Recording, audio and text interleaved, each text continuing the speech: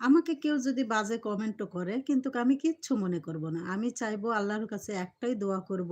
নামাজ পড়েও তার জন্য অবশ্যই দোয়া করব যে আল্লাহ তাকে যেন সৎ পথে আনে, তাকে যেন ভালো সুবুদ্ধি দেয়।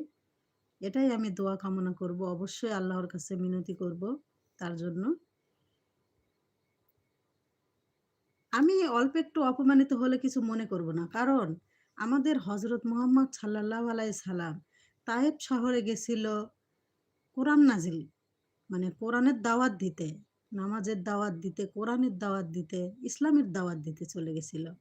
সে তায়েফবাসীরা কিন্তু অনেক কষ্ট দিছে আমাদের হজরত মুহাম্মদ সাল্লাল্লাহু আলাইহি সাল্লামকে। পাথর মারছে, রক্তাক্ত করছে, অনেক কষ্ট দিয়েছে। তবুও কিন্তু আমাদের হজরত মুহাম্মদ সাল্লাল্লাহু আলাইহি সাল্লাম কিন্তু হাল ছাড়েনি কক্ষনো। যে তার কাছ থেকে তারই উম্মত আমরা।